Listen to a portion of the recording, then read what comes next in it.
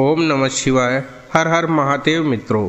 तो मित्रों, आज की इस वीडियो में हम आपको एक कथा सुनाएंगे कि किस प्रकार भगवान शिव ने अपने एक भक्त के लिए काल को भी भस्म कर दिया था। इस कथा को पढ़ने और सुनने से आपको अपार पुण्य की प्राप्ति होगी, तो इसलिए कथा को अंत तक जरूर सुने।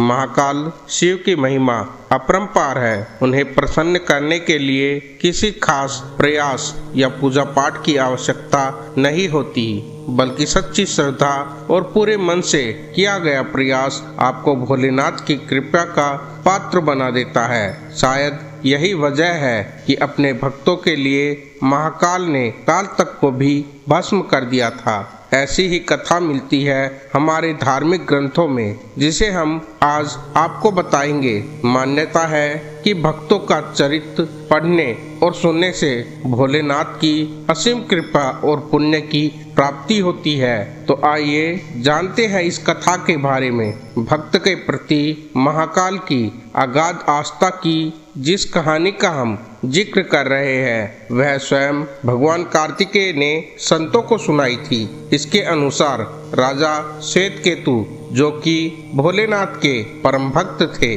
उन्होंने काल को भी जीत लिया था। राजा श्वेतकेतु सदाचारी, सत्यवादी, धर्म के मार्ग पर चलने वाले शूरवीर और प्रजापालक थे। वह अत्यंत ही निष्ठा और प्रेम भाव से प्रजा का पालन करने वाले और अगाध आस्था और श्रद्धा भाव से भगवान शिव की भक्ति करते थे। उनके इस भक्ति और भाव से महाकाल अत्यंत ही प्रसन्न थे। उनकी कृपा से श्वेतकेतु के राज्य के लोग दुख, दरिद्रता, अकाल मृत्यु, महामारी से अछूते थे। एक दिन जब राजा श्वेतकेतु का जीवन काल समाप्त होने वाला था और वह भोलेनाथ की आराधना में लीन थे, तब चित्रगुप्त ने यमराज से कहा कि राजा श्वेतकेतु की आयु अब पूरी हो चुकी है, अब उनके प्राण हारने का समय है। तब यमराज ने अपने दूतों को आज्ञा दी कि वे जाए और श्वेतकेतु के प्राण हर लाए। यमराज राजा श्वेतकेतु के पास पहुँचे तो वह शिव मंदिर में थे। दूत बाहर ही खड़े हो गए। श्वेतकेतु गहरे ध्यान में थे। बहुत देर हो गई, न तो श्वेतकेतु का ध्यान ही टूटा और ना ही दूत हिले।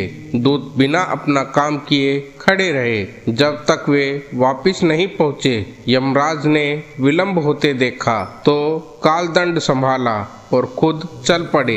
दूतों के आने में देरी होने के चलते यमराज स्वयं ही राजा श्वेतकेतु के प्राण हरने के लिए पहुंच गए, लेकिन वहां उन्होंने देखा कि वह तो महादेव की साधना में लीन है। अब वो सोच में पड़ गए कि इसके प्राण कैसे हरे। उन्होंने सोचा कि यह अभी पूरी तरह शिव पूजा में डूबा हुआ है। इस स्थिति में शिव पूजा का उल्लंघन नहीं किया जा सकता।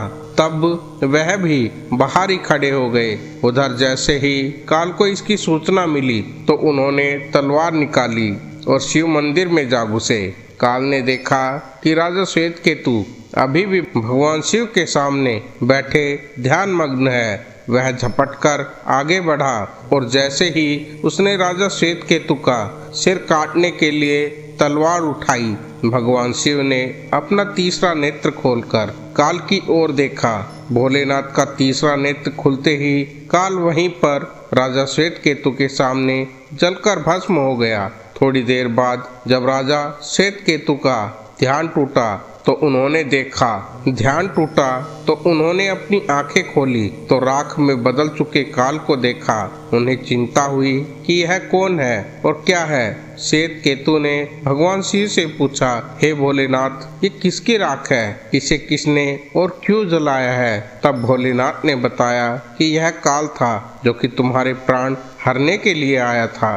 राजा श्वेतकेतु ने कहा कि हे महाकाल, यह तो आपकी ही आज्ञा से तीनों लोक में विचरता है, लोक को नियंत्रण में रखता है। इसी के भय से तो लोग पुण्य कार्य करते हैं। आप इन्हें अतिशीघ्र जीवन दान दे दे। शिव जी की कृपा से काल जी उठा। और उसने उठते ही श्वेत केतु को अपने गले से लगाकर बोला, राजा तुम जैसा तो तीनों लोकों में कोई नहीं है। तुमने तो अजय काल को भी जीत लिया है। जीवन दान पाकर काल और यमराज ने कहा कि ऐसे जातक जो शिव जी के परम भक्त है, सच्चे मन और पूरी श्रद्धा से महाकाल की पूजा में लीन रहते हैं, सिर पर जटा और गले में रुद्राक्ष पहनते हैं, विभूति का त्रिपुंड ललाट पर लगाते हैं और पंचाक्षर मंत्र का जप करते हैं, उन्हें कभी भी अकाल मृत्यु का ग्रास नहीं बनना पड़ता।